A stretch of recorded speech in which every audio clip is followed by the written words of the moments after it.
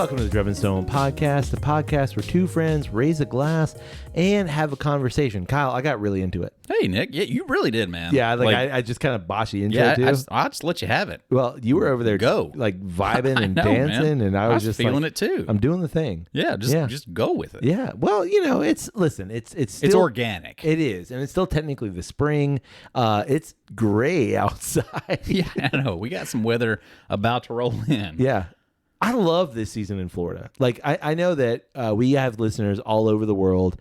I honestly love this season in Florida. And it's that season of like... Spring?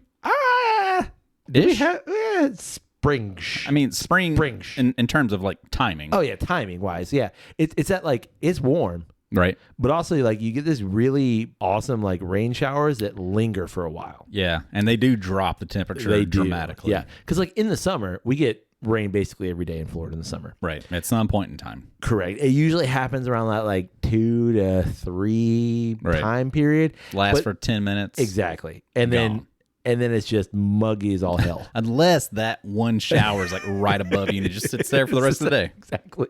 It's like happy everywhere else, but just not on you right now. Yeah, it's like an Eeyore situation for sure. But for the most part, like in the spring, you get these days of like it's hot till about like 2. Right. And then like the storms roll in and the temperature drops and it's kind of nice out. Yeah, and the rest of the day it's like kind of enjoyable. Yeah, I love that. Yeah, I don't know, like that's kind of like Florida I like. Yep, I like it. Yeah. I mean, there's a lot about Florida I don't like. I like that part of Florida. But that part, it's okay. It's okay. I'll take it. Yeah. How's your week, man? It's so good. Probably best week ever. Really? Yeah. Wow. Yep. Best week ever. Yep. What makes it the best week ever? It was just normal. Nothing crazy. Yeah. Well, I mean, like the downsides of it were like manageable and the upsides were enjoyable. So it's like best week ever. I love that your barometer is like it's easy going. Yeah. Like normal is ecstatic. Like I hate to see us on vacation. Oh man. Like what's it like on vacation? Just ecstasy all the time. Like the drug? If you want to take it there, yeah, perhaps. I don't think I want to take ecstasy in Italy. Nah, I'm good. That's a lot of pasta, man. Help control you. You know, the noodles bring you down back to a acceptable level. Oh, okay. Is that how that works? They use mushrooms and everything. I love. Who knows where they're getting those mushrooms? You know, shit piles out back. Yeah, you know Mario. I do. Gets big. Oh, gets firepower. Yeah. You know, it gets all kind of crazy stuff. Yeah. Well, you know. What was that? Got it. That's not Mario. That was the booze news thing. Like, you're bringing that back? Bringing it back. Wow. Just like the sexy. Oh, Timberlake. Yep. Nice. Yep. Hey, man. Hey. You want to drink something? Yeah. What do you want to drink? How about some whiskey? Nah. Okay, I'm just kidding.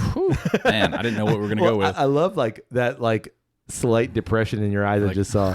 Like, all right, let me go get a seltzer. I know there's a bit of schadenfreude. I'm sorry. Like Kyle's like, oh man. Right, no, I absolutely would love a pour whiskey. What you got? Fantastic. Well, I've got a bottle. That's good news. It's cask strength. That's even better news. How about something we haven't done in a while? How about a rye? Ooh.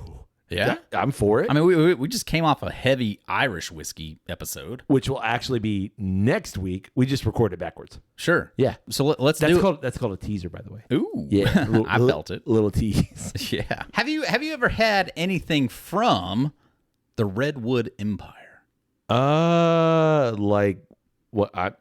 What? Yeah. Have you ever had a whiskey from California? Not that I recall. I think the furthest whiskey west I've had is probably that Smoke Wagon we did about a month ago. Woo, yeah. That's Nevada, right? Las Vegas. That's not true. I've had Burnside whiskey, which is, I think, out of Portland, which is probably further west than Nevada. Might be. Yeah, but I've had nothing from California. Why? What you got? I didn't say California, did I? I don't know. Maybe I did. Did you? I've got a bottle of the Redwood Empire. Wow. dun, dun, dun, dun, dun, dun, dun, dun, dun. It's an Empire thing. Oh, I got you. All right, so this is... Don't worry, Kyle. Everyone's read the title of the episode. They know what we're talking A about. little bit of a teaser. This is Redwood Empire. Uh-huh. This is their Emerald Giant, Wow. which is their rye whiskey. I love rye whiskey. It's also at Cask strength. Rye whiskey. You did say this. Yeah. I'm Did like I? I'm acting like I'm surprised. Yeah. I'm not. Bottled in Sonoma County, California. That's wine country. Yeah. Okay. Well, that just lets you know they bottled it there. Oh. It's not where they distilled it. Where do they still it? I don't know. Okay. Probably somewhere disappointing. MGP. Buy a bottle and we'll plant a tree. Hell yeah. It says distilled in California, Okay. Indiana, Wait. Kentucky. What? So it's a blend. Franken blend. It's a blend. It's a rye blend. Hey, you yeah. got some bottle words? Oh man, so many. Here we go. Uncut and unfiltered. How do you like those bottle words? Experience Emerald Giant straight from the barrel in this limited edition cask strength offering, aged for a minimum of 4 years in the temperate climate of the northern California coast. Explore new heights of Redwood Empire's craft. All of that stuff I feel like we need to talk about. Also, the Emerald Giant. The Redwood Empire stretches from San Francisco to Humboldt Bay and on the Oregon border. The Reign is home to majestic coastal redwoods, some more than 2,000 years old, like Emperor Palpatine. The colonial redwood Emerald Giant grows over 50 cubic feet and more than 1,500 pounds of mass each year. So that's a lot. Aged at least 4 years. I love 90% of what you just read. Yeah. Well, I will say I love 100% of your enthusiasm for what you just read. I tried. Yeah, and mission accomplished, bud. Hey, thank you, man. You're welcome. Back to your previous question of Sure. where did this come from? Uh-huh. It says distilled in California, Indiana, and Kentucky. Interesting. So this is definitely a blend. but we don't have a like this percentage wise. Not of where they got their juice. Interesting. We do have a mash bill Oh, okay. on the bottle. Yeah. This is batch number 1, by the way. Wow. They bottled this in August 2022. So we're within a year of this being put in the bottle. Oh, okay. Did it say Nice. how long it was aged? A minimum of 4 years. Did you read that and I just missed it? Oh, okay. Sorry. Yep. It was only 26 barrels. Wow. Limited. I would call that limited. Sure, I would too. Yeah. I don't really know how many bottles you get out of a barrel. It's like I'm gonna say like 200 is a standard, but I think it can be a little bit more. At this point in time, Redwood Empire is like it's a big brand. Yeah. But mash bill, Yeah. 94% rye. Damn. That's a high rye. That's a high rye. I mean, that's not just like rye. No, that's rye. That's high rye. Yeah. 5% MB. malted barley. Yeah. 1% Ooh, corn. wheat. Wow. No corn Yeah, it's involved interesting. in this. Okay. I expected the MB, but I did not expect the wheat there. Wheat. Wow. Yeah, so that's, no, no corn, like no bourbon involved. Wow. know, That's all right. It's just rye. Yeah. I mean, what? Okay. Here's my thing. If you got 95% rye, why not just go 100%? You know, I mean, let's try it and maybe figure that out. But like, sure. come on. I mean, I think there are those of us, Sure. you and I included, that enjoy a 100% rye. Yeah. There's people that want that like cut the edge a little bit. But also, if you're making a blend, Sure. maybe it's hard to find, and maybe that's a little bit You more just go to cost. Canada, buddy. Like, well, Oh, okay. Yeah, it costs. I'm Agreed. with it. Yeah. but maybe it's just more of a like, hey, we really enjoyed that barrel of that y'all had, and we kind of want that. Yeah. I got a question. Yep. Can we crack into it? Wait. Is this a fresh crack? Yes, this is a fresh crack. I love it. Me too. Let's do it. I mean, I procured this months ago. Okay. Haven't dipped into it yet. All right, ready? Yeah, cracking in the mic. We might have heard that. Definitely heard that. That's that plastic wrap. You ready? I'm ready. Yeah. Was that good enough for California? I don't know. Hey. I mean, I've been there once, but But I just went to Disneyland. yeah, that's not. Didn't really go to California. Do me a favor. Yeah. I'm gonna be as quiet as I can because there is one sound. This sound that you're about to do, Yeah. I absolutely love. Okay. And that's a fresh bottle crack pour. Yeah. Do it.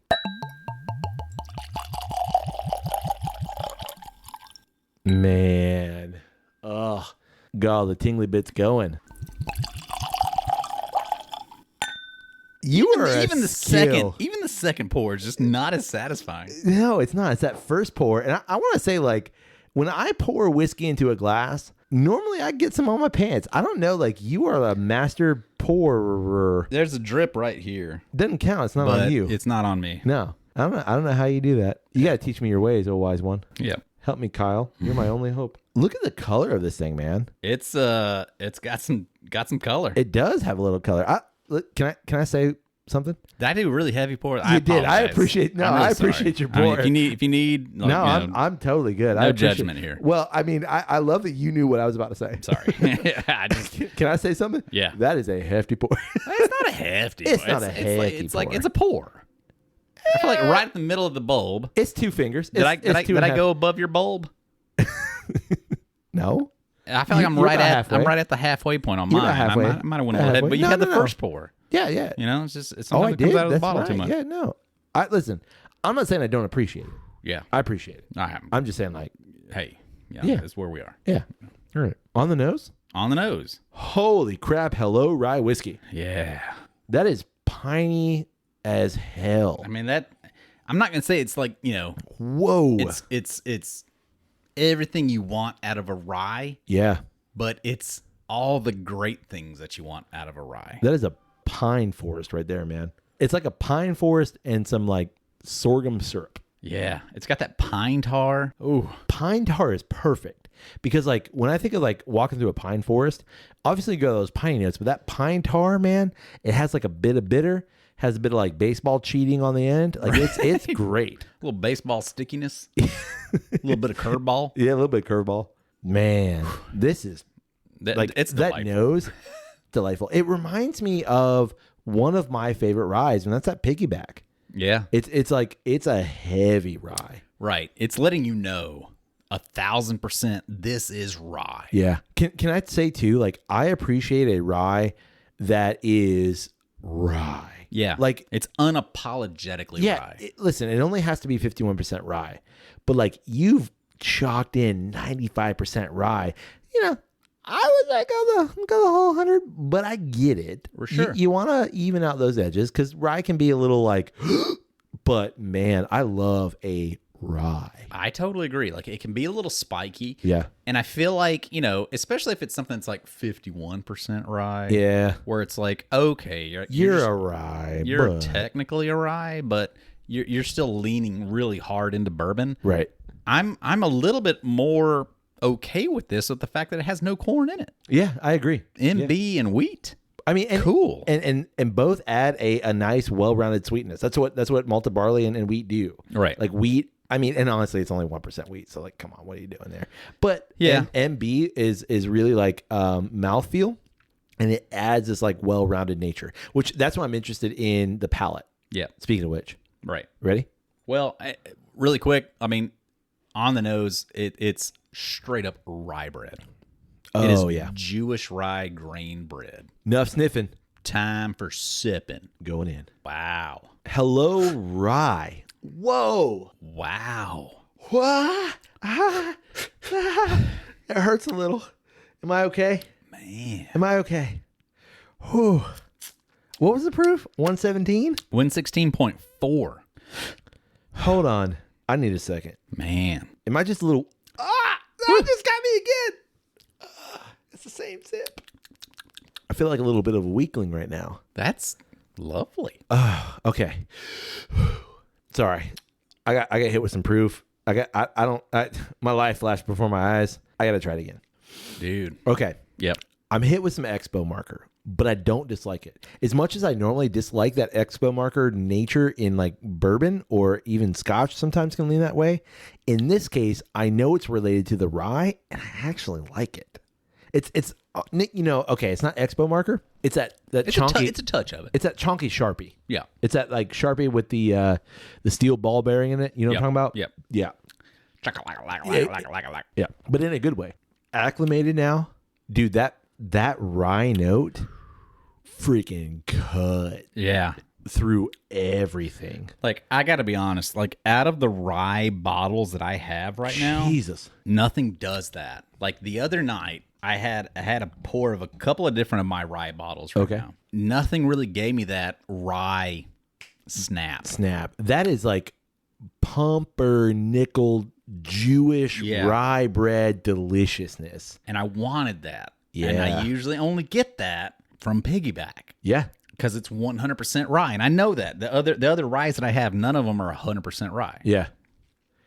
You know what? Like, have you ever, like, that seeded rye bread where you get that, like, that rye, seed? Yeah. And, like, you crunch down on that and you're like, whoa! Yeah, it's a touch pine tree, Christmas tree. Licorice-y almost. But, like, adds in that licorice note. Yeah. And it's fantastic on a Vienna sandwich. Wiener wiener. Yeah, no, sandwich. I get it. It genuinely makes it. It's quite delicious. It's something with like that yellow mustard with the saltiness of the Wiener wiener. You throw in that piney rye note from that Jewish rye feel like bread. It's necessary. It's a match made in heaven. It really is. However, going back, so I was sipping a couple of ryes and I was like, these are all great. There's nothing wrong with any of them, but they're not giving me that huge rye punch that I really want. Yep. This does it. Yeah. And that's a super good point. Like, if you tell me, hey, we're drinking rye, and you don't give me rye, yeah, I'm a little let down. Like, I can always find those rye notes. Like, if you tell me it's a rye and I'm sipping on it, like, okay, I'm gonna get some menthol, gonna get some mint, gonna get some pine. But when you say, but you throw in like the corn, right, too much of the malted barley and stuff, and it softens it down, and it's just sweetness. Which I understand because, like, you know, a lot of people are averse to that. Like, oh, that's a punch, right? If you tell me rye, I want to experience a rye. Yeah, it's a rye. Yeah, man. Like, it throws everything at you. Right. Not only is the proof, like, I think the proof is nice because it accentuates that, but that rye note is so prominent, right? That, like, whew, all right. Yeah, I mean, that is this is what I imagine a Piggyback at cask strength would taste like. Why is that not a thing? I'm sure it will be at some point in time. I'm sure they're aging it right now, and it's going to be a thing. But this is what I imagine it must taste like. Dear God. But it's like, that is at the same time impressive. I almost wouldn't be surprised if it wasn't this good. Just because this is a blend. Sure. This has got just a few other elements to it, maybe to like soften some spiky elements. Okay. Maybe this is like the preferred way. I mean, this is the way. I'm interested. This is the way. This might be the way. This might be the way. I'm interested because, like, initially when you said blend, I was like, oh. But now I'm like, oh. I understand. And I think what's nice here is that MB, I can feel it. I can't taste it because that rye is so forward, but the MB I can feel rounding out those edges, like we mentioned earlier, and I freaking love that. Yeah, and I think like that's the way to go. Just trying to infer what I can from the bottle, that it says like this is some distillate from California, right? Some from Indiana, some from Kentucky. Mm-hmm. Like some of this I would assume is their own distillate. But what is that? Like that's a good point. It's like their own distillate. Is it the 1% rye? I mean, it could be 1% of the bottle, sure, of the blend. We don't know. You know, we don't know. But what you've put together, like, I trust your master distiller to fucking throw together a blend. Yeah, that's great. Good. I'm with you. That's great. I mean, I'd throw that. Like, I remember that high proof rye we did. Oh yeah. I ended up putting the. I don't remember. That was a long time ago, buddy. Well, just the one that I ended up drinking the whole bottle of it in Chicago. The Ellipsis. Is it Ellipsis? No. You still got some of it. Sure. What rye do you have? Oh, Stellum? Stellum. Yeah. That's it. I chose that. Yeah. I don't remember what you picked. Me neither. But, man, like, I would be really interested to throw that. Like, I need to find a Stellum now. I still got some. You still got some? I do. Yeah. But I feel like I need a bottle. That's telling me that 117 something. Yeah, it's 116. There you go. Right there together. Because I think Stellum was 100% rye. I'm going to just come out and say it. This is one of my favorite ryes. Yeah. I mean, I would be really interesting to put this against something. The rare breed rye. That'd be interesting. I think it'd be interesting against. I think it'd be good against Piggyback. Agreed. Even though Piggyback is at like 90. What's the one that's like What? one? That's like Pikesville's up there? Pikesville. Oh, okay. That's what I'm thinking. I think that's 110. If I remember right. Yeah.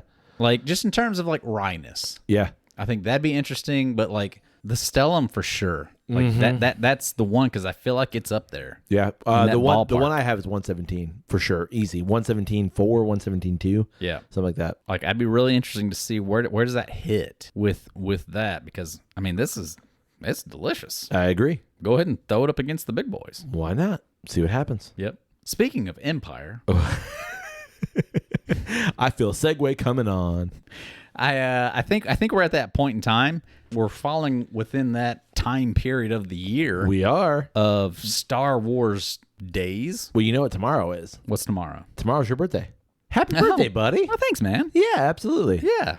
It's like a monumentous birthday. Happens year after year. It does indeed. And hopefully it happens for many more years. Yeah, hopefully this is just the halfway point. I hope this is like less than the halfway point. Hopefully this is like the 3/4 point. There it is. What, 3/4? Wait, hold on. I think you mean third point. I don't know. I don't know if I want to be one of those guys that lives to be 120? unless like, there's like some huge advancements, which who knows? Yeah, Maybe that's they're true. right around the corner. Maybe. But, I don't know if I want to be one of those. You don't want to get the Elon Musk chip? Maybe. Oh. If it would benefit my kids, sure. There it is. There it is. Yeah, no. Tomorrow's May the 4th is what you're trying to say. May the 4th be with you. May the 4th be with... Wait, do you It's always with me. I was going to say, like, how do you respond? And also with you? Like, It's always with me. I get it. That's It my is always- birthday, May it the is, 4th. absolutely. So Yeah. everyone Has needs been to... since I was born. Never It's changed. impressive. I know. Held on to it. Everyone needs to write into Dripping Stone and just wish Kyle a happy birthday. You don't have to. Nah, you have to. If you're a listener and listen, come on. Like, you've got to.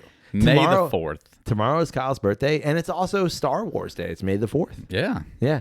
Absolutely. And if you don't understand that, you can just turn off the podcast.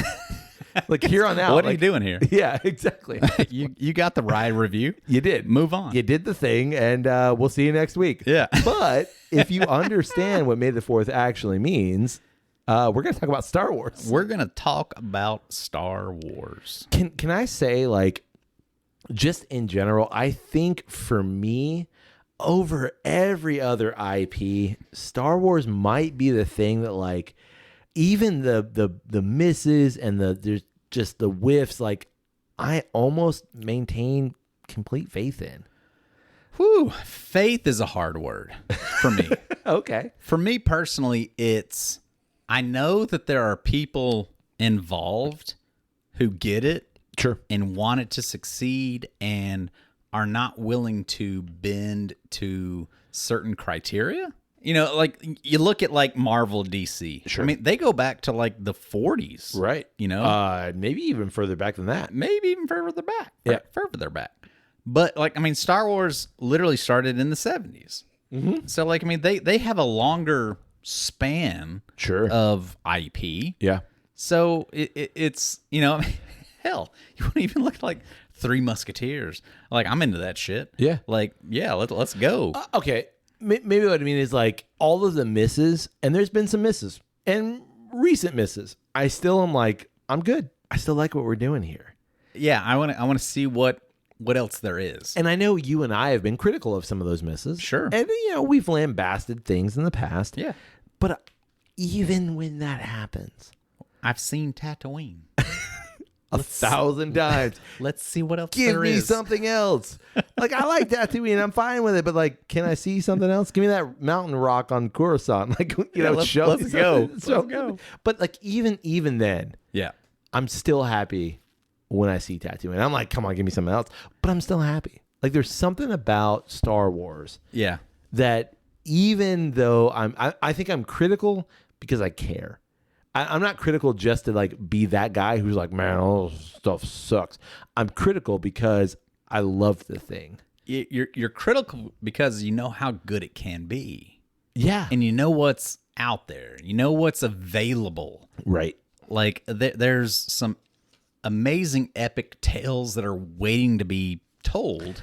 Yeah. And I want you to get to that. Yeah. And like, even if you miss here, I'm willing to forgive you to hopefully open the door for that next saga. Right. Which brings me to season Trace of The Mandalorian. Yeah, we just wrapped it up. We just wrapped it up. Yep. In terms of when this episode comes out, it ended 2 weeks ago. Yeah, I think 2 weeks ago. And since then, we've also received some really interesting news in the Star Wars universe. Yeah. I mean, not since that wrapped, but like since we've talked about Star Wars. Right. Well, that news. Okay. I think the Star Wars, whatever that was, yeah. whatever they call it, that happened in Paris? I think so. Yeah. In France somewhere. I think that all came out like the week before this last episode. Yeah, I think you're right. But what I mean is like all of it's kind of coincided together. Sure. But I figure we should start this conversation by recapping Mando Season 3. Bring it. And then maybe talk about what we're excited for in the news that's just been recently released of like what's coming up. Yep. And just talk a little bit about Star Wars. Bring it. You good? I mean, it's like a staple for the podcast. 100%. It happens a few times a year, I feel like. Yeah, it does. Mandalorian Season 3. Yep. You want to recap it? Where did we even start? Oh, buddy. Like, okay. I'm going to say this. Overall, the season, I really enjoyed it. Good on I you. enjoyed this season. Good on and you. I recognize that like some people are like just like shitting all over it. Yeah. And I honestly enjoyed it. And I enjoyed it because I allowed myself to kind of like understand some of the things that they're doing. They're leaning more into that campy nature. There's a little bit of camp going on. A lot of camp. I don't think it's a little bit. Okay, it's a lot of camp. And for me, that harkens back to the kind of source material of Star Wars in the 50s and 60s science fiction. And I appreciated it. Cool. And I know a lot of people are like, nah, based on your look, you might be like, nah. I might be one of those people. I honestly really enjoyed it. I'm not saying every episode hit, and I'm not saying every episode landed because it didn't. But overall, taking the entire season, we had 9 episodes, 10 episodes? I think just 8. Oh, okay. Overall, I enjoyed it. Cool. I agree with some listeners who I've talked with that think like maybe it should have been called The Mandalorians. Right. I can see that perspective. Right. If I talk to the season overall is a bit of a letdown for me. Wow. Okay. Because I go back to season 1, and if I'm looking at season 1 of like, wow, the eye-opening experience that was of like, this can also be Star Wars. This like westernized, just like rugged story of this assassin who is forced to become a father type figure was incredible. Right. And I've honestly like, I've encouraged a lot of people to go back and just watch episode 1, season 1. Legit. It is. Even just the first 10 great. minutes. The first 10 minutes are phenomenal. Because that set us up for what the journey was. Agreed. And it was amazing. And I feel like for me personally, like this third season in so many ways doesn't harken back to that. It's tried to alter the course. Like, yes, Okay. we've introduced a whole new element, which is like we're trying to rally all of the Mandalorians back together. Yep. And all of the culture and the elements that go along with that. Going back to Mandalore. We're gonna go back and revisit Mandalore. And it's super interesting and that's certainly a way you could take it. But like when we're looking at our core characters, we're looking at Mando, Din Djarin, and Grogu, who are the characters that we are introduced to as this story. Yeah. I feel like they've almost taken a bit of a sidestep, and it's no longer about them. We're trying to still keep it there, but also it's more about this overall Mandalorian I don't disagree. aspect. I don't disagree. I think for me, as much as I actually really love this season, I think one of the low points are all the subplots. Like it's subplot heaven. Like there are so many different subplots going on, but I think within the last 2 episodes, they redeem that. I'm not saying this season is perfection. If I had to say of the 3 seasons, that first season is so well done. It's so tight narratively. It hits all of these beats. It's beautiful. You get all those Western perspectives. It is great. Yeah. It is what drew me to this, like, oh, this is what Star Wars can be. Right. I'm not saying it's that, but I think it's the next step. It's the evolution of this relationship between, ultimately, you said Din Djarin and Grogu, or now Din Grogu. And so there's going to be some spoilers ahead. Let's just get that out of the way. Yeah. But I love that they were able to take some of these narratives and continue those narratives. But also, I feel like if you were to give me just the Mandalorian and Grogu, the story would become too quick. Like you would give me almost like too much too fast. And then you're going to have kind of that like almost burnout that you have with like Rey and Finn and like Poe and even to some degree, I might even say Luke and Leia. Like there's almost like too much of that. Whereas this at least diverges enough from the story where I'm like, okay, so but what's going on with Din Djarin? What's going on with Grogu? And so like it keeps me on the hook a little bit. I'm not saying every one of those episodes that don't feature Mando and Grogu land, but I understand that they are part of this larger narrative that they're trying to construct. And for me, that's why even the episodes like where you're talking, I can't remember the doctor's name, but like where you're doing that, it's like those episodes could have been thrown out and that would have been fine. Like they don't really add to it, but I also understand why they're there. Man, like I'm in a opposite corner of the arena of you. Of like I actually really enjoyed the Doctor episodes and I enjoyed the Mandalorian lore episodes. I just wish they were in a different series. It's like if for me personally, what's the all right, I'm gonna ask you. Okay. What's the most important Grogu episode we've had in the past or since he's been introduced? Oh, I mean, the most important? Probably when he's taken away with Luke. Yeah. That's which probably didn't the most even important. happen in The Mandalorian. It didn't happen in The Mandalorian. It happened in Book of Boba Fett. I don't understand that. I think it's because they know that Star Wars fans like us are going to watch it regardless. Perhaps. I don't know. Part of me feels like that's a bit of an assumption, too. Sure. That people are just going to watch Boba Fett and pick up on these main character arc moments from The Mandalorian specifically, because that's the crown jewel of Disney Plus at this point in time is The Mandalorian season 1. Sure. Introduced to Baby Yoda. Yeah. Before he even knew his name. Right. And so to have these like critical moments in a different series that like, oh no, you've got to be like Star Wars heavy. You got to watch all of this stuff to get these key moments from a character in a different series. Sure. Seems odd. I don't disagree, but I think it's that perspective of like they're thinking of each of these series, like every episode of these series as being part of the larger kind of narrative. And that like, yes, the Book of Boba Fett is a season in and of itself, but it picks up where Mandalorian left off and it coincides together. So if you think about it, kind of like this is a long movie just broken up into small segments, it makes sense. I don't disagree with you that like that's a weird move. Like why didn't you make Mandalorian 3 episodes longer and include that narrative? But I think it's because they also knew Book of Boba Fett wasn't as strong, so we need to continue this. I think that's just a studio decision. Agreed. I don't agree with it all, and I will watch it all. Correct. So I'm okay Right. I get it. But at the same time, why does Mandalorian season 3 not feed in more into Ahsoka? Good point. I mean, If that's the way you're point. building these things, Sure. it's like they all feed into the next thing. Yeah.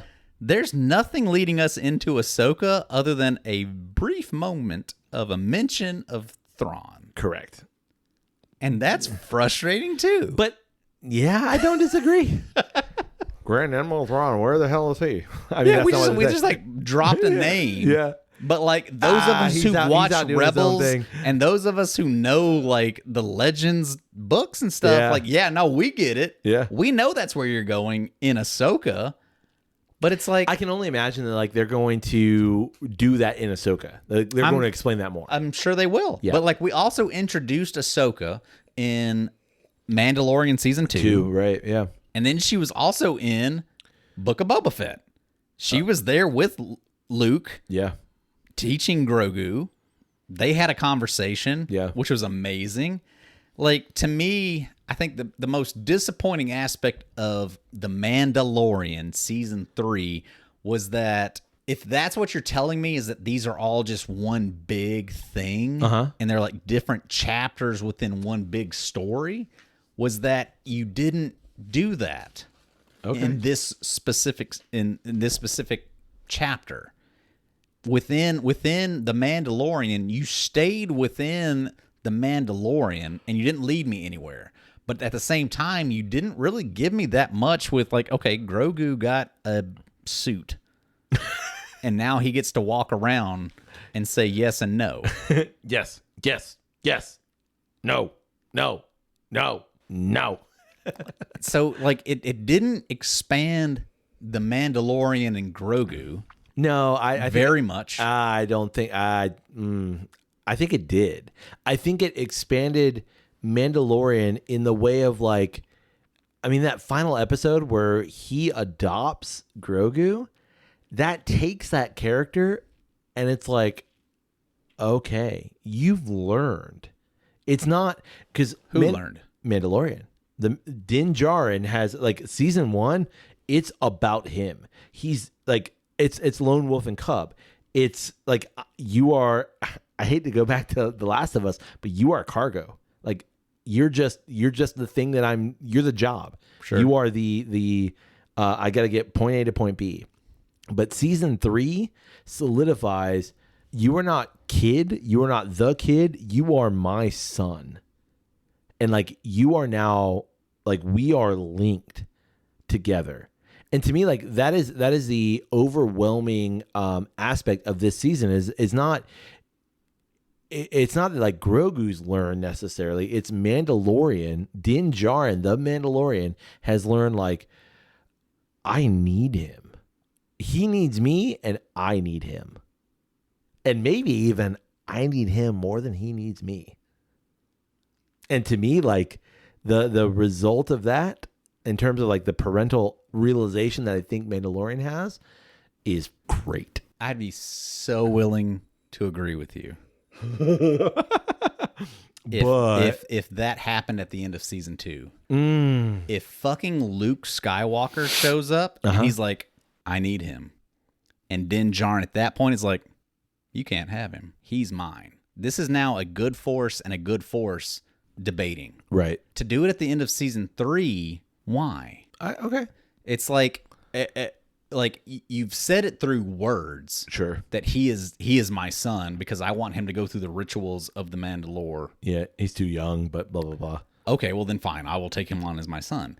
It doesn't make as much sense of like if you'd have done that when Luke Skywalker shows up and like wreaks havoc and says, I need this person. And he said, take him from me. That would have been sick. Yeah, but I think it's that like and for Luke to say, now's not the time. Right. Or something. I understand like y'all have made a connection. To do it now, like why? Why now? Because I think it's that like self-sacrificial element of Mandalorianism of like I know in season 2, Din Djarin knows like this is not the right time. He is better with these other people, and he says it multiple times throughout that season.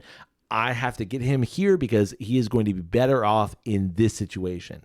But then in season 3, or even in Book of Boba Fett, I was say like he doesn't end up in season 3. I agree. But in Book of Boba Fett, I think it's that like, you know what? Actually, we are better together. And I think that that's what you finally realize in season 3. It's no, actually they need each other. And that like, all right, but at what point are we shown that? And it's not just shown through words. I think it's shown in that final episode, and it's that like beautiful battle between, oh man, what are they called? The Imperial Guards, not the Imperial Guards, the red suited Praetorian douchebags. Oh yes, okay, yeah, but that's I love, like, of all the Star Wars suits, I love the Praetorian Guard. I do too, man. Like, I love the Praetorian Guard. Like, they're stupid, like, lightsabery things, like, you're stupid, but I love that uniform. It is fantastic. Agreed. That, like, deep red. Where do we like, see them first? Is it 9? Well, I'm thinking we might see them for a moment in Empire Strikes Back, but I don't think we see them in action. I think they might just be there where, like, Luke and Vader. I think is it Force Awakens? I am your father. I mean, we definitely see them in Empire Strikes Back, like, because they're Imperial Guards at that point in time. Right. I think. I think you're right. Yeah. But I'm pretty sure we see them there. I don't think we ever see them in action again. I think they're just like more or less like we're here, Centurions. Yeah. Like well, that's what they're for. Like the Praetorian Guard is like that's what they are. They are the guards of Caesar. Right. Like Rome, kind of like we are top notch. Secret Service. And then from there, we don't see them again until The Last Jedi. Last Jedi. Where that's right. Where Rey and Kylo just fucking wreak havoc on them. Yeah. It's like, yeah. Okay. The however many there are at that point, like 9. Yeah. It's against 2 Force users. Y'all are butter. Yeah. Like, we're just going to cut you. Yeah, but that fight is so good. But then, all right, so we see them again brought into episode 7 of The Mandalorian, and they hack down big dude. Yeah. Big Mando. Yeah. They forget his name. Yeah. They just bring him down. Pew him down. Yeah. Well, yeah. No right. pew-pews. Well, he's pew-pewing. And then we see them in the last episode. Right. And agreed. Love those guys. Right. Like, you give me an all red suit, you mean business. Yeah. I love it. You're clearly evil. So I think it's that episode though. It's the fight inside of that room where Grogu is outside of the IG-11 suit. And he is on IG-12? They changed it at some point in time because he's not IG-11. I'm confused. They changed it at some point in time to IG-12. Sure. He's outside the suit and he's like, force flipping. Like, that to me is the culmination of I need you, kid. Like, I need, and it's very clear, like, the Mandalorian would not have survived that. I mean, it's 2 episodes, but he would not have survived that without Grogu. I think that to me solidifies that relationship. All right, I'm going to go back to season 1 when he's fighting the big horned thing for the egg. He dies right there. Episode 2, but season 1, he's getting the egg of the big horn thing that it becomes his sigil. That thing kills him if Grogu doesn't stop it. Is that season 1? That's season 1, episode 2. Really? Yeah. Okay. With the egg thing that he's getting for the furry egg that he's sent to go get that thing so that the Jawas. Yeah, I thought that was season 2. The Jawas have something that he needs, but he does it right there. Like, he doesn't survive that encounter with that thing without Grogu's help. He's knocked unconscious. That thing's about to pummel him. Sure. Grogu stops it. And that's the first time that we're shown that Grogu has the Force. So right there, at the very beginning of season 1, we've already accomplished that relationship of, no, there's a collaboration here of like, yeah, I need you, you need me. I think it's... Okay. So like, yeah, like, granted, the kid is way more powerful than I am. Sure. That's already been established. I feel like there's a way more emotional moment available if at the end of season 2, when Luke Skywalker shows up to get this kid, if you said, take him from me. Okay. So let me bring up this. And then Luke's like, nah, I'm good. I get it. There's an important relationship here. I need to step away. Maybe there's something more that I can do later on, but this is not the moment to take this child, the child, from you. I see it as it's not character development of Grogu, who's still basically baby. Like, they keep referencing this. It's character development of Din Djarin, and you see this most notably in how he interacts with droids. And like through season 1, season 2, he's like, I want nothing to do with droids. And the last episode, I think, or maybe the penultimate episode, R5, which is the R2D2-esque red droid, right, becomes such an integral part that he says the line, I wrote it down, I've got you, buddy. I'm counting on you. You have the Mandalorian who's like, now understands, actually, I need this thing. To me, that is character development 101. It's I've developed to something else. What episode was that? I think it's the final episode. Or the final episode? Or maybe the second to last. Like the second or third episode of this season, he's like, I need IG-11 back. Sure. Hang on. No, I see that as... Like this season opens with him needing to save a droid. Correct. I need a droid to... And that's another thing. Like, they just totally dropped that shit. But anyway, they start that season with, I need this droid. So I'm a little unimpressed at the last episode where it's like, yeah, no, I like droids now. I don't think it's that. I think it's I have changed. And I like, because season 1 Mando, season 3 Mando, totally different guy. Totally different. He would not have... Actor-wise? No, I mean, he's still Pedro Pascal. Ish. For voice. Sure. I think it's... I think it's like you've seen character development. And that's what I love about it. Is like this character... Like, have the other characters grown? Okay, things have happened. Like, but you've seen Din Djarin grow. He is now... something different than he was in the beginning. That first episode where he walks into that bar and he's like, you're coming with me. You can come cold. I can take it in cold. Or I can take it in warm. Like, damn. Yeah. That is such a great man with no name kind of line. Yeah. And then now to like, I need you, buddy. Like, you've got this. I need you. That is a different character. And he's grown because he's learned from Grogu. He's learned how to deal with the worlds because of Grogu. In what way? He's learned to be, I guess, maybe more empathetic or more understanding or more like, well, I've got this other thing that I actually care about. Like, he's attached to something. The whole kind of like theory of Mandalorian is like no attachments, almost Jedi-like of like no attachments. But now he's attached to this thing. And this thing, like, you can tell cares about him too. Well, I think that's the irony for me is that you've got The Last of Us, which is also Pedro Pascal taking care of a kid. Right. But I think they do it so much better. I don't disagree. Of like showing you how their relationship, it's completely understandable. Yeah. Of like he had a kid around that age that he lost, who he's now grown accustomed to the love that he has for that kid. It's now filled a void within him. I don't feel like this series has shown us that. Especially where like the first season showed us like flashbacks of like this is what has created the Mandalorian. Right. I feel like that's like something that it's missed of like showing us like what's the void that Grogu is filling within Din Djarin that it makes sense for this.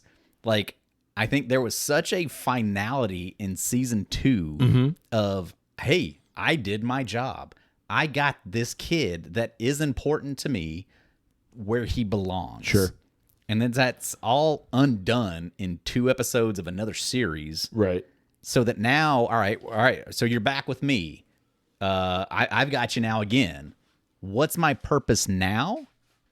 And I don't feel like at any point in the series we're shown what that purpose is. Right. We're not shown why does Grogu need the way of the Mandalorian? What does the way of the Mandalorian give Grogu, this Force user? Right. What is it that he needs from this? I don't think it's that. I don't think we're given that.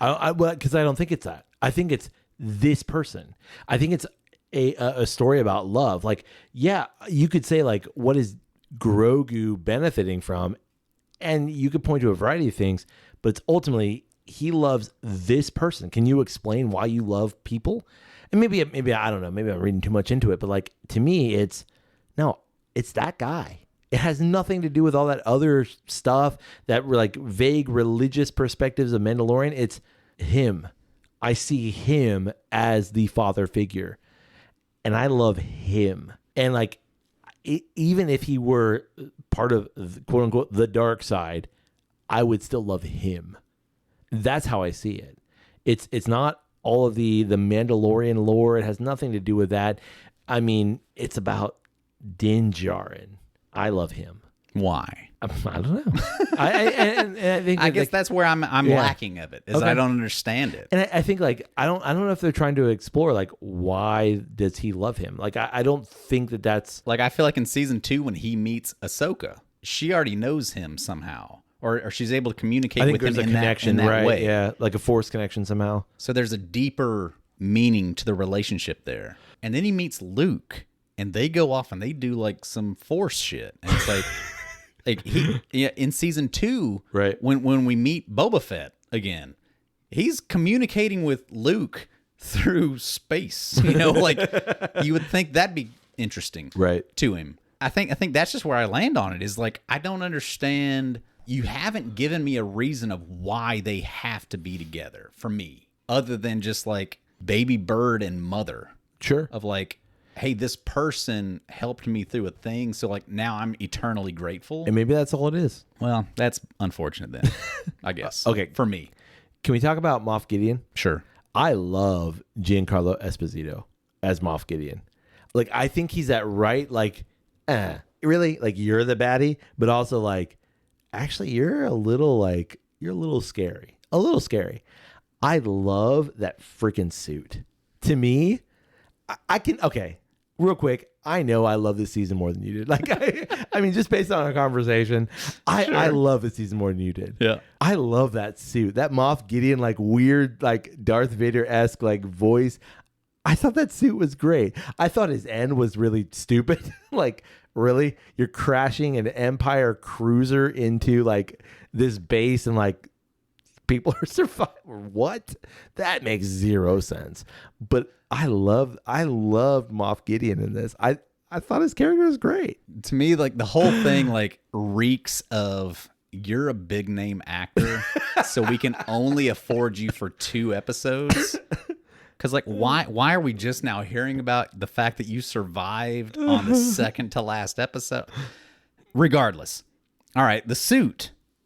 What does his suit have that's unique? Beskar. And on the helmet. Oh, those horns. Yeah, which why is are those very there? Lord of the Rings? Because they're referring to Lord of the Rings. No, sir. No, absolutely not at all.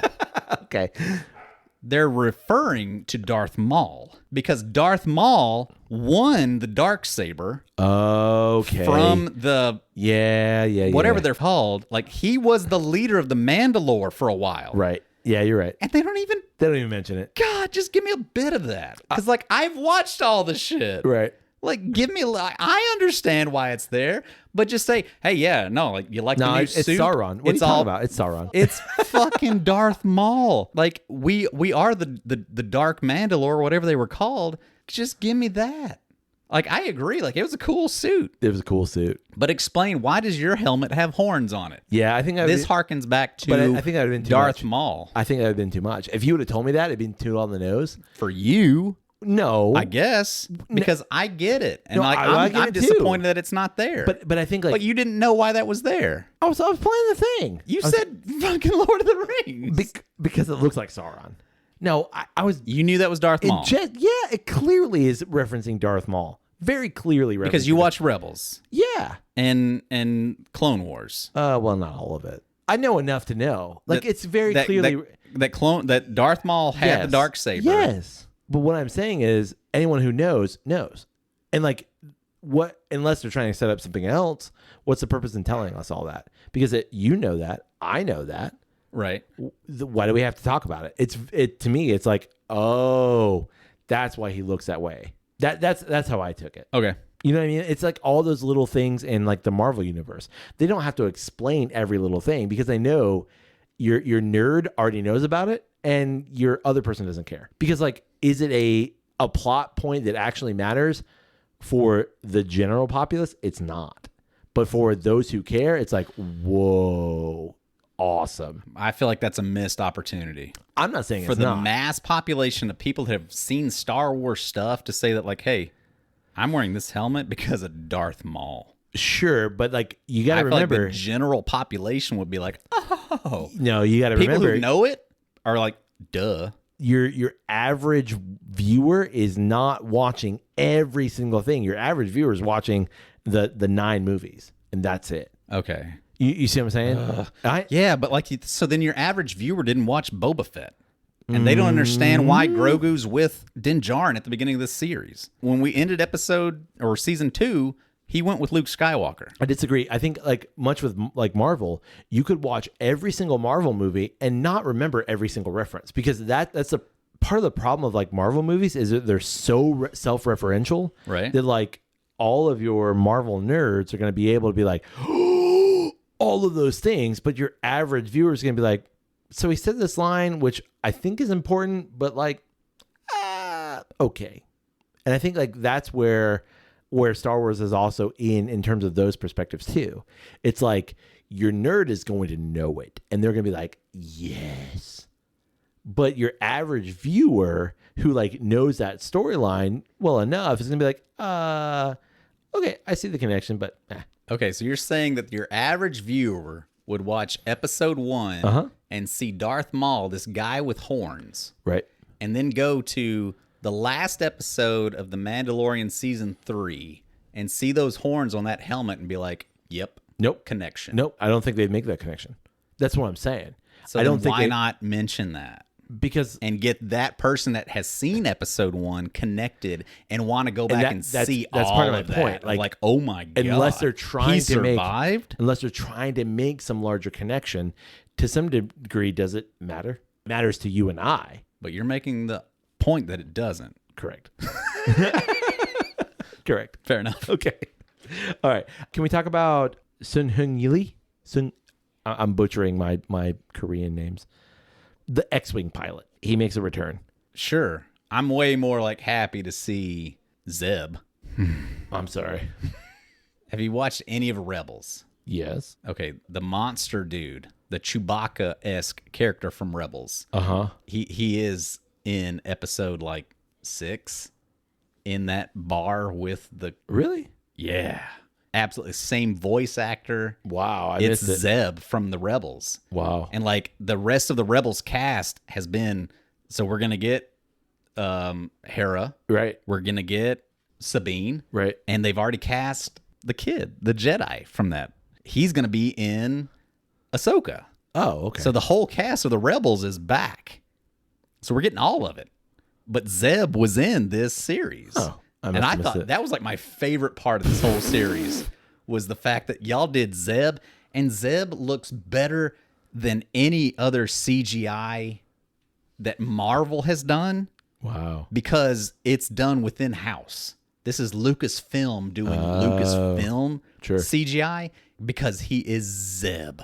That was my favorite part of this whole series, this whole season anyway. Can I tell you my favorite part? Yeah. I forget which episode. It's got to be like second to last episode, and there's a very clear Bladerunner. It's the episode. It's titled "The Spies." I think it's the second to last, and it's very clear Bladerunner beginning, and it's like the lower levels of Coruscant that you like never see.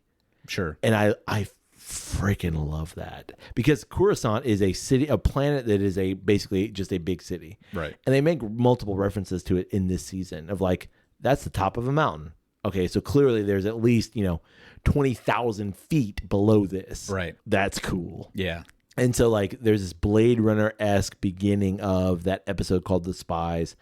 I loved it. It was so good. Yeah. I really do enjoy in this season where they're trying to tie all of it together. Right. They're trying to tie in. Which is very first season to me. It's like, it's at referencing a bunch of different science fiction perspectives. Sure. Yeah. Yeah, like they're trying to tie in the cloning aspect of the sequels. We brought back Palpatine, and that Snoke was a clone somehow. Like they're trying to tie it all into that. But then like, man, we get battle droids, right? And we get a lot of references to that like the prequel trilogy stuff. Like that was all really cool that you took all of it and put that all together, and you're trying to make it all one cohesive thing. It's not working, right? But you're trying, and I really appreciate that for sure. And Jack Black. Jack Black. Love and Jack Lizzo. Black. And Lizzo. And Lizzo. So good. Like that was great. It's great. That's a great episode. Like as far as like filler episodes go, that's probably the best filler episode ever. Yeah. Like didn't mean anything, but like, man, we got that. Man, we got Christoper Lloyd. Doc Brown in the Star Wars universe. Like that's great. That was great. That's great. Okay, real quick, as we wrap up this episode featuring Star Wars, let's talk about what we've learned in the past little bit. Okay? Yep. Here in the last couple of weeks, we've learned that there's going to be a couple of new series coming up. Yeah, they had the Star Wars celebration over in I think it was England. Maybe it's France. Who knows? But yeah, a lot of information was dealt out in said celebration. A couple of movies. Yeah. Several movies. Some series. Some behind the scenes looks. Yep. A lot to get excited about. So you've got, from what I can tell, the Bad Batch is going to end with season 3. We just got season 2. Yep. Has it ended yet? Yep. Okay. I can't remember. I'm a little behind on the Bad Batch, but Bad Batch is going to end with season 3. Yep. Yeah, Bad Batch is kind of like at the same time as like the Mandalorian. They're dealing with like the cloning aspect of things, right? And how that's all going to tie in. I feel like they're like leading into that, how the Emperor was revived, right? Kind of thing. Yeah. I mean, it's good stuff. I like the Bad Batch a lot. I'm really interested to see like where are they going with Omega. Yep. And like seeing how she ties into this whole big story of the clones and stuff. Like pretty interesting stuff. We learned that Andor is absolutely getting a season 2, which we pretty much knew. Yeah. I think it's 2024 it's coming out, from what I understand. Right. And that it's going to be, that's it. From what I gather, like it's Andor season 2, and we're going to do the 2 seasons, which will then tie directly to Rogue One, and that's it. We're done. Yeah. I feel like they're probably trying to introduce new characters within that series that they could like then extend beyond the Rogue One story. Right. You know, obviously like Andor can't, but perhaps some other characters could, though, if they get something interesting out of that. Yep. Good stuff. Like that's still one of my favorite things that they've done Star Wars wise. Yep. Andor. I mean, we know that Ahsoka's been forthcoming for quite some time. Yep. But they kind of released a little bit more about Ahsoka. Yep. And I think, is it a late summer? Is that right? I think that's the next thing that we'll see. Okay. I can't remember a timeline. I'm excited. Like, I think Rosario Dawson, even though like we talked about the weird, prosthetic kind of thing looking fake, I think Rosario Dawson's going to be good. And I think it's going to be a good series. Yeah. I don't think it's going to be good as Mandalorian. I don't think it's going to be as good as Andor. I think it's going to be better than Book of Boba Fett, though. I think so. I think it's going to be better than Mandalorian season 3. Just because it's got more key things happening in it. Yeah. Like that was like, sorry. Yeah. No, I think it'll have a lot going on. Sure. And I think there's going to be enough interesting things happening that I think it'll be an enjoyable watch for sure. Star Wars Visions actually releases tomorrow when this episode drops. Damn. Yeah. May 4th, 2023.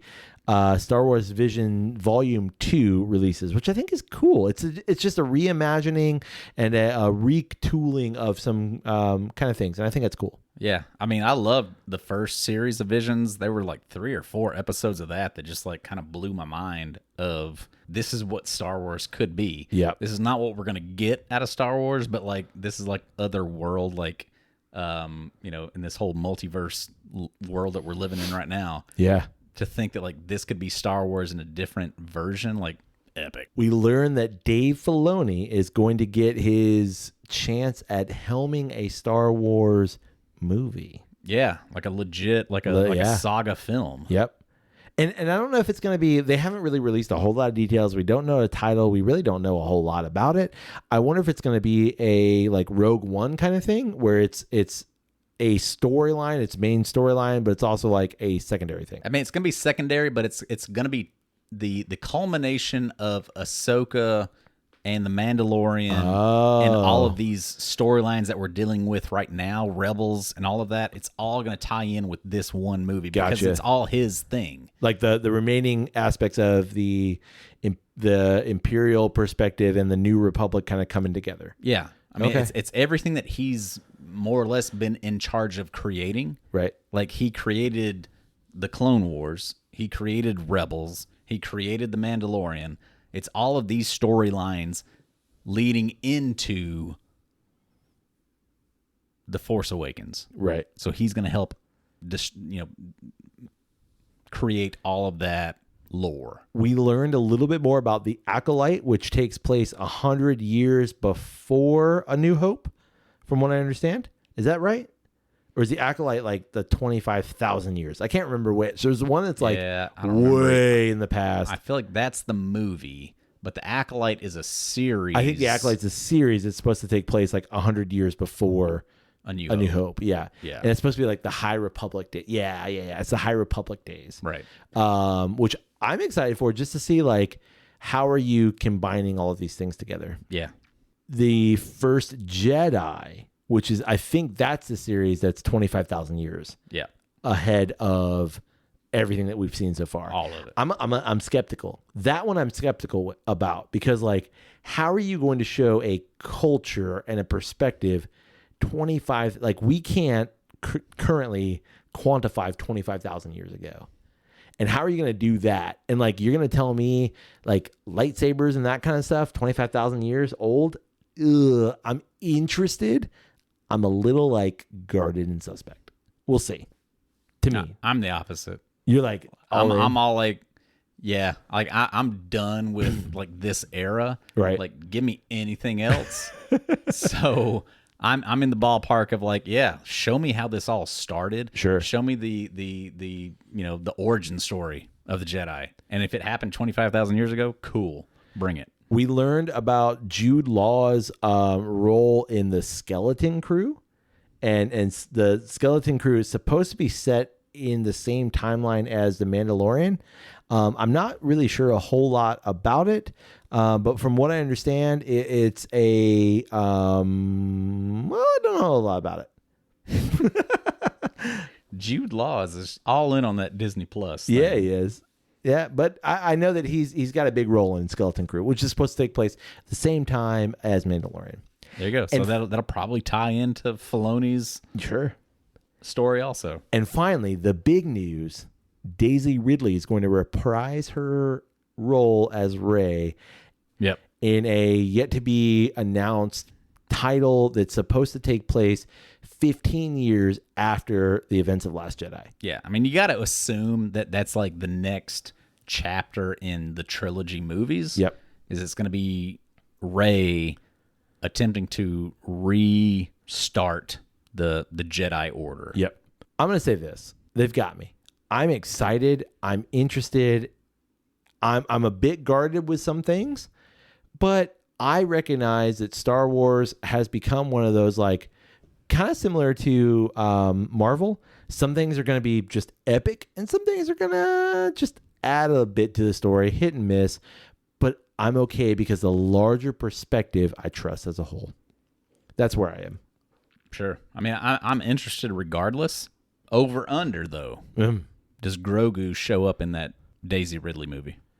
Yeah, I think so. In some way, older Grogu. I think there's going to be some sort of extension. Yeah. For sure. I mean, I kind of, to some degree, they'd be dumb not to. At least something. I mean, I think that's like the tough part is like, 900 years old. I mean, come on. You're going to have, like, he's only 50 or so at this point. I think I don't remember the age range. yeah, he's 50 like right now. Right. So, like, come on. At that point in time, he's only like 100. Right. So you can So he's do like something. prime. Right. But, that's the tough part that I have. Like, man, you were so primed to like Grogu's going to be the key. Yeah. But anyway, I feel like he's definitely in that movie in some way. I think Grogu leading forward will almost be kind of the character that ties it all together, almost like Ahsoka Right. in a weird way, because like she was also like this created character, not a part of any trilogy. But I think he'll be in it in some way just to kind of lead some sort of Lead into wisdom. But I don't think he'll be a part of her Jedi order. No, I don't think that. I think it's just like he's a character that like we mention, or a character that's on screen for a little while and we talk about, but he's not a main focus of that. I think he'll be like an Ahsoka type character of like, I look for you to wisdom and what did you learn from the Mandalorian way? Yeah. But like it's not anything that we can apply strictly to the Jedi. On that note, you got anything else? Nope. No, me neither. Covered a lot. Did it all. I'm going to say I enjoyed season 3 based on what you said. Did you enjoy it? Loved it.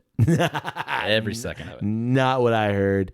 Highly recommend. But I love that there's like that differing of perspectives. Sure. And I think that's what these things do, and that's the purpose of them as well. Absolutely. Well, we want to know, what do you think about the Redwood Empire Emerald Giant? Emerald Giant. Yeah, that Big boy. cask strength rye whiskey. We also want to know, what do you think about the new news from Star Wars and season 3 of Mandalorian? Absolutely. What are you looking forward to? What's the bright spot on the horizon? And what did we miss? Like, what were you like? How did you guys miss this? Like the freaking jetpacks from the Mandalorians. How do we go from like y'all can just like blast off from like platform to a Sarlacc pit to like being able to fly around for 45 minutes? We didn't even talk about that, but y'all can tell us about that. Yeah. You don't want to hear my thoughts. I got some thoughts on that. Looked at social media. Why does the Empire have that technology there, but then they're surprised when they have it in The Rise of Skywalker? Well, they can fly now. They fly now. They flew 60 years prior. You can get in touch with us through email. It's drepandstone@gmail.com. You can also get in touch with us through social media. It's always one word, Drep and Stone, DREP and Stone. Come find us, like us, comment on a thing, share a thing, like a thing, laugh at a thing. Hey, we like those things. All of those things. Speaking of liking things, you can support the podcast by rating Drep and Stone wherever it is you find great podcasts like this one. Just like this one. You can also support the podcast by joining us on Patreon. It's patreon.com/DrepandStone. A lot of really cool things going on there. Some behind the scenes, some episode notes, some fresh cracks, some bottle kills. A lot of cool stuff going on. Lots of cool stuff. And finally, you can support Drep and Stone by telling someone about Drep and Stone. Yeah, maybe your best friend. Or your worst enemy. Anywhere in between. On that note, hey, buddy. Hey, buddy. May your glass overflow. And your ass never show. Cheers, buddy. Cheers.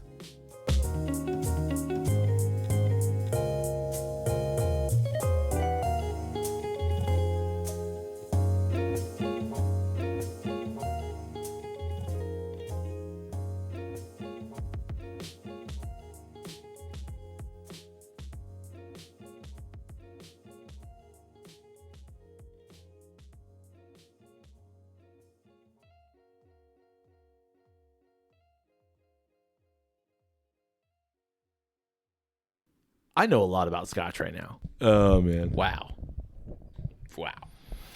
Wow. I even wore my blue shirt. What are we doing for the next one? What are we talking about? No, I know what we're talking about. Star Wars? What are we drinking? I'm more concerned about what we're drinking right now. Speaking of Timberlake, do you see those images about Timberlake getting some facial reconstruction? No. Yeah. Doesn't look good? Nah. A little Michael Jackson. Because he saw Tom Cruise. That's He's like, exactly. well, if he can do it Yeah. and still look good. Yeah, they All this is being cut. Instagram. But they're not as cute as Ryan Reynolds and... No, not Ryan Reynolds. No, nobody can be. Ryan Reynolds is Blake Lively. Blake Lively. God. I know. Like, it's just... shouldn't exist. Kind of happiness shouldn't exist. No. Don't worry, I took that out. Did you? I think it might be okay. Nipple flick. flick? Just a little. But you said nickel. I didn't say nickel nothing. I said nipple flick.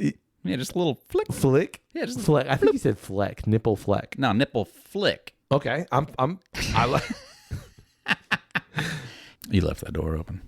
Is the dog still in here? Yeah, he's on. Oh, okay. I was gonna say like it's just a moment of time for you. No, he's been quiet. He's been good. Okay. Yeah. The yappy dogs aren't in here.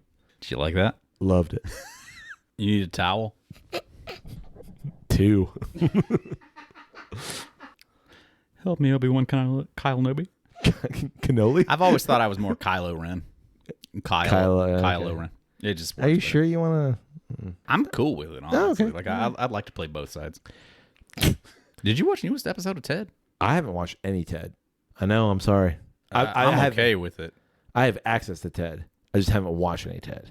Oh, I mean, I'm all in favor of like the updates to baseball. Like I feel like they're decades overdue. Oh, easy. And I think it's making the game more interesting and adding a new element. You know what makes the game more interesting? What was that? Steroids. Yeah, for sure. Yeah, that was a great era. Speaking of clocks, that wasn't fun. But they got 40 taps. 40. I'm gonna cut that anyway. I mean, I'm not putting that in. Hold up.